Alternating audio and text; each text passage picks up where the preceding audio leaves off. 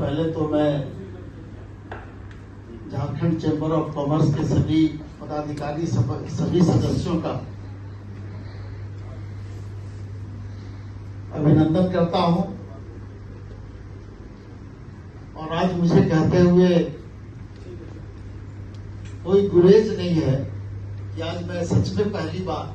Jharkhand chamber of commerce के कार्यक्रम में आया हूं, इस बिल्डिंग में आया।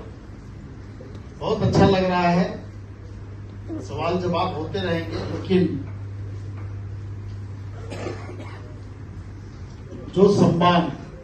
आप लोगों ने दिया है, इस सम्मान का आने वाले दिनों में मैं पूरी तरह से सम्मान करूंगा, यह मैं आपको विश्वास दूंगा। अब रहा सवाल बिल्डिंग रेगुलराइजेशन जो बिल था, उस बिल का क्या हुआ आप लोग सभी जानते हैं कि ये सारी चीजें लागू हुई थी और मुझे जहां तक याद है कि 90 से 95 लोगों ने इस पे आवेदन किया था और जो भी उसका पेनल्टी था, जो पैसा जमा करना था, उन्होंने जमा किया और उनका बिल्डिंग रेगुलराइज कर दिया गया। लेकिन सरकार को जो उम्मीद थी कि जिस ढंग से लोगों को आना चाहिए था, जिस ढंग से लोग को आवेदन करना चाहिए था, उस तरह से आवेदन नहीं हुआ। कई तरह की शिकायतें आई उसमें कि पेनल्टी का जो राशि है वो ज्यादा है और कुछ त्रुटियां थी। इसको सरकार ने भी माना और सरकार ने एक कमेटी का गठन किया और उस कमेटी के द्वारा जो रिपोर्ट आया है, रिपोर्ट के बाद उसकी समीक्षा भी हुई है और हम समझते हैं कि बहुत ज्यादा समय इसमें नहीं लगेगा। फिर से एक अवसर आप लोगों के समक्ष आएगा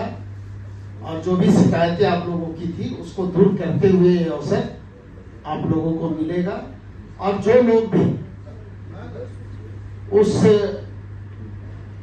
रेगुलराइजेशन बिल के दायरे में आते हैं या उस कानून के दायरे में आते हैं या जो भी अधिकारी पदाधिकारी इसमें उनको त्रुटि दिखी है, वो अपना टिप्पणी भी उन्होंने किया है और टिप्पणी को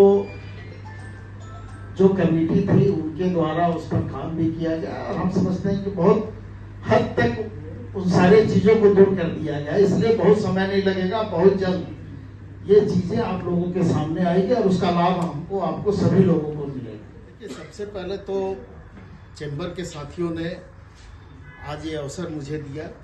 संवाद 2 के कार्यक्रम में मुझे आमंत्रित किया गया और मैंने काफी गंभीरता से इनकी बातें सुनी है। और चूंकि मैं सत्ताधारी दल का कार्यकर्ता हूं, झारखंड मुक्ति मोर्चा का कार्यकर्ता हूं, तो स्वाभाविक है कि इनकी जो अपेक्षा है सरकार से, झारखंड मुक्ति मोर्चा से, उन अपेक्षाओं को पूरा करने का हम लोग प्रयास करेंगे। और हम लोगों ने आग्रह भी किया है इनसे कि आप सरकार से संवाद स्थापित करें, अपनी बात सरकार के सामने, शासन प्रशासन के सामने रखने का काम करें। जो भी आपकी समस्याएं हैं उस पर हम लोग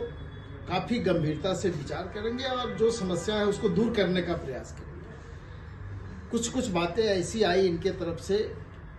कि सरकार से हमें सहयोग नहीं मिलता। हमने कहा कि आप किसी दल के सदस्य नहीं है और किसी दल से आप जुड़े हुए नहीं हैं। आप जिस संस्था में हो, व्यापारी वर्ग का ये संस्था है और कोई भी सरकार वो चाहती है कि उनके राज्य में व्यापार फले फूले और चूंकि व्यापारी वर्ग से जो